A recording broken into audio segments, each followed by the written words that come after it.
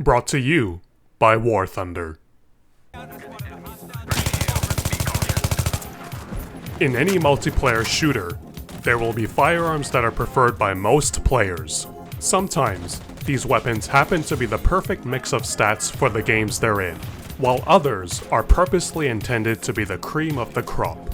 But there's one weapon that always seems to rise to the top, no matter what game it's featured in. Of course, I'm talking about the H&K MP7.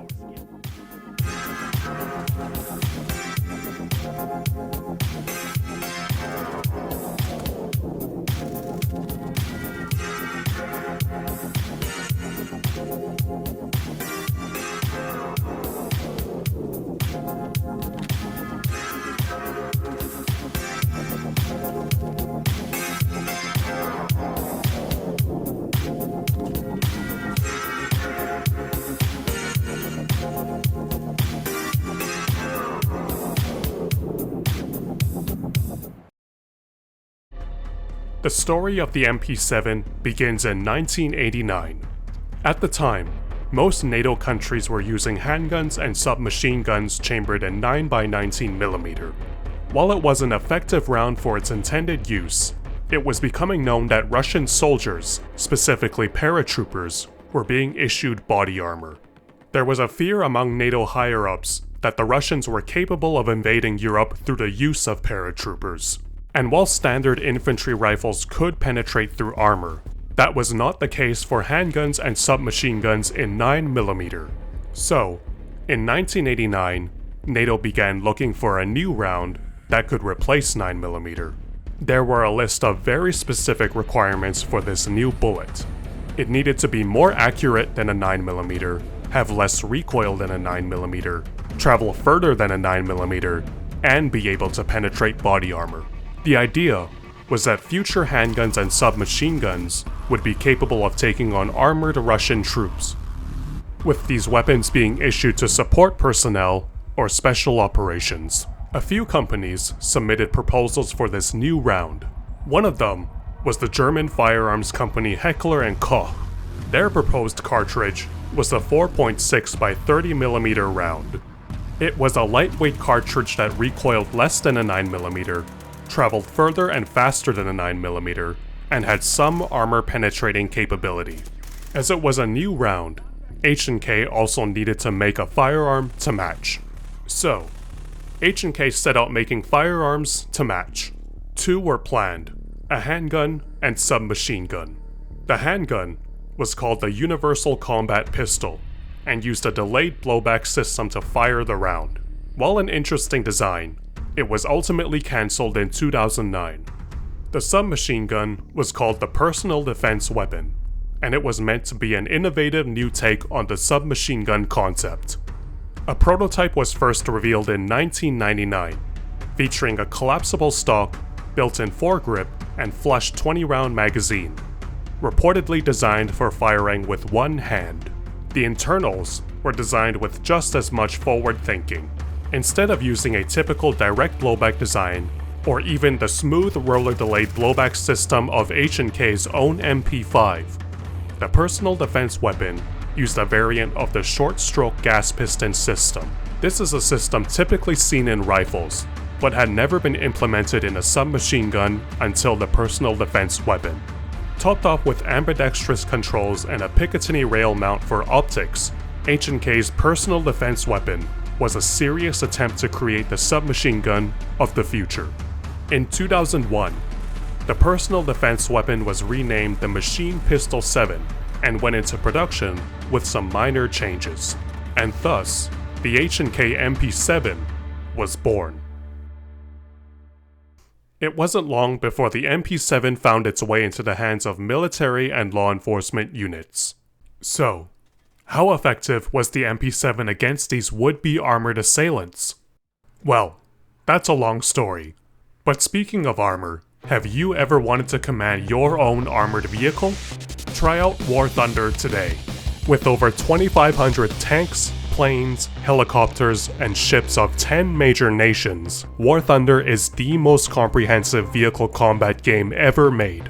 The details of the vehicles in War Thunder are second to none. and the realistic graphics and authentic sound effects will immerse you in the fight. Join a worldwide community of over 70 million players and engage in epic PvP battles today. There's simply no game better suited for fans of military history. And the best part, War Thunder is 100% free on PC, PlayStation, Xbox, or mobile devices. Use my links in the pinned comment or video description to sign up. New and returning players that haven't played in 6 months will also receive a massive bonus pack across PC and consoles, multiple premium vehicles, 100,000 Silver Lions, and 7 days of premium account time, and more. Available for a limited time only. Interestingly, it has never been used in its intended role, fending off armored assailants. Professional users' feedback on the MP7 and subsequent variants has been positive, but not for the reasons it was created. The armor penetration capability of the 4.6x30mm round has never been a huge draw for the MP7, partly because the round isn't actually capable of penetrating much body armor at all. Though the MP7 seems to be well suited as a weapon for military support personnel and others, the MP7 has almost been exclusively used by military special operations groups and police special units. This is due to a combination of features, its most attractive being its size. The small size of the MP7 in conjunction with its collapsible stock makes the weapon easy to deploy from transport vehicles, something both special military and police units do on a regular basis. More importantly, this also means that the weapon is incredibly easy to maneuver in close quarters. While the 4.6x30mm round certainly isn't the most ballistically capable, it also doesn't have much recoil. This means that it's very easy for an operator to put a burst on target with the MP7. Thanks to its high rate of fire, low recoil, and cold hammer forged barrel, the MP7 with the 4.6mm round is a very accurate weapon within its effective range. Earlier versions of the MP7 were limited in regards to customization, only having the rail space to mount the operator's optic of choice. But newer versions have the rail space to accommodate grips, lights, and whatever other attachments the user desires. One attachment in particular has seen special operations units gravitate towards the MP7 for a specific use case. With a suppressor, the MP7 is incredibly quiet, making the weapon the premier choice when stealth is a priority. There are stories of operators firing the weapon in a room, with enemy combatants unable to hear the gunfire in the next room. While these stories are likely exaggerated, it's no secret to how quiet the MP7 is suppressed. The cherry on top is that the MP7's suppressor does not significantly affect accuracy or rate of fire, meaning that an operator would not need to accommodate for different holds with the suppressor. The controls of the MP7 are also fairly intuitive. The safety is easy to actuate and reloads are quick, thanks to the layout of the magwell and mag release. And while the charging handle isn't the most ergonomic, it does mimic an AR-15 charging handle, something most shooters are familiar with. And finally, the MP7 is constructed primarily of polymer. This makes the firearm extremely light, something all users appreciate. Born out of a desire to arm Europe against the Russian invasion, the MP7 has found its way into the hands of elite military and law enforcement units. And over the years, it's become a favorite for these groups. Whether being used to storm a compound in the Middle East, or in the hands of law enforcement officers as they apprehend dangerous criminals, the MP7 has proven time and time again that it is an effective weapon in its role. In effect, the MP7 is a quieter, lighter, and more compact version of the ever-popular MP5 SD. It's no wonder that the weapon is loved by so many. So it's no surprise then that the MP7 has shown up in many different games. The MP7 has shown up in a vast number of games. Even compared to other popular weapons, the MP7 enjoys a disproportionately high amount of appearances in the virtual world. From the original prototype to the latest and greatest MP7A2, the weapon continues to show up everywhere. It's not hard to see why. Aesthetically, the MP7 is interesting to look at. there isn't really anything else like it. A futuristic-looking submachine gun that can mount a plethora of attachments makes for a good-looking weapon. This also means that the MP7 fits into both contemporary and futuristic time periods. It's not hard to imagine the MP7 in the hands of a next-gen super soldier. Indeed, even elite operators of today who wield the weapon with night vision goggles look like something out of a science fiction novel. Though it's almost 30 years old at this point, the MP7 still looks like a weapon from the future. But there is another reason why the MP7 is so popular in games, particularly in multiplayer shooters. It's often one of the best choices to use no matter which game it appears in.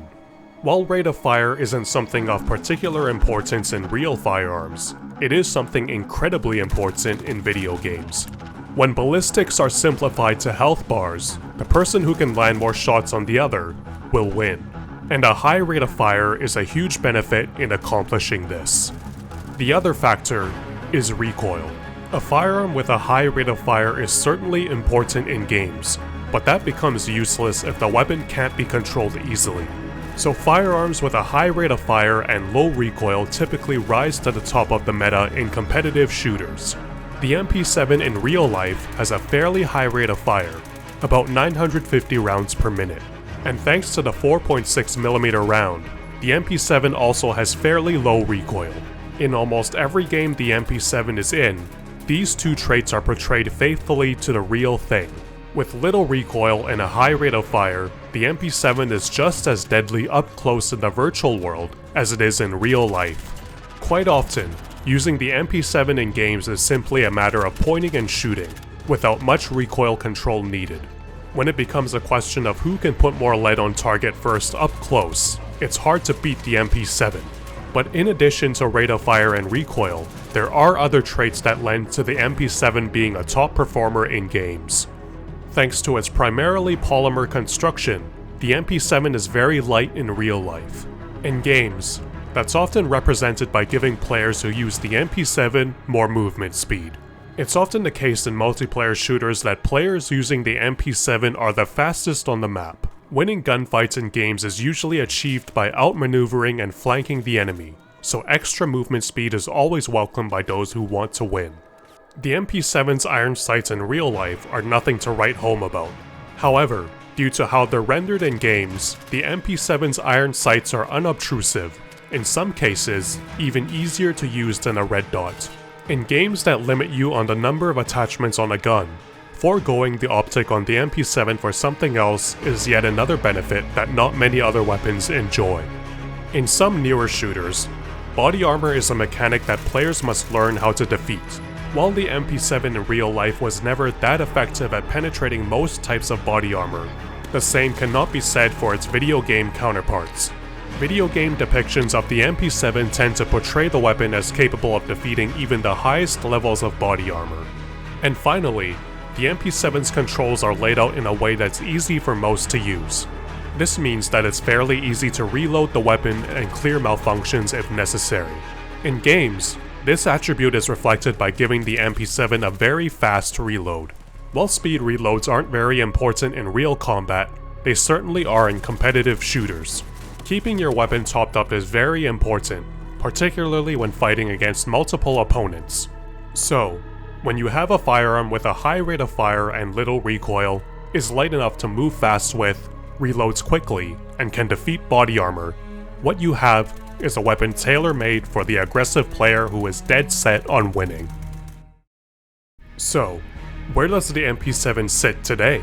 Generally speaking, to fill the role of a smaller close-quarters weapon, organizations are moving away from submachine guns to short-barrel rifles.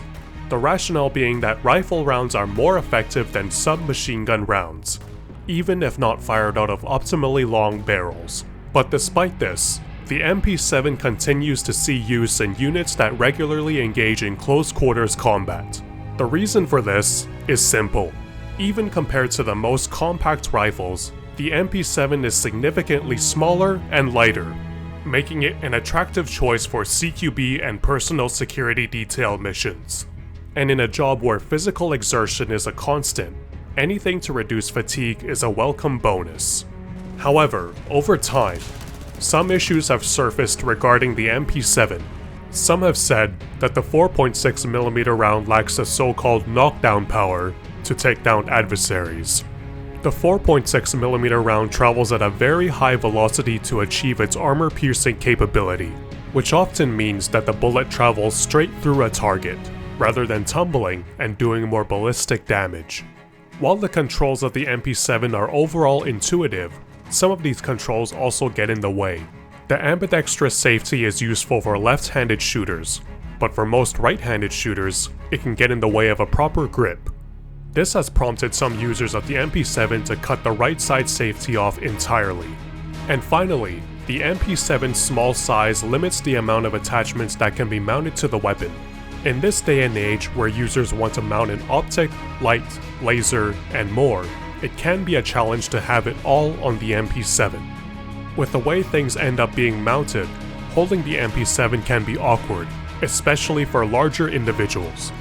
Nevertheless, the MP7 continues to see use to this day, and will likely continue to be used for the foreseeable future. And as long as there continue to be gamers who want to win at all costs, the MP7 will remain a top choice in games to come. Thank you again to War Thunder for sponsoring this video. Don't forget to sign up for free on PC, PlayStation, Xbox, or mobile by using my links in the pinned comment or video description. New and returning players that haven't played in 6 months will also receive a massive bonus pack across PC and consoles, available for a limited time only.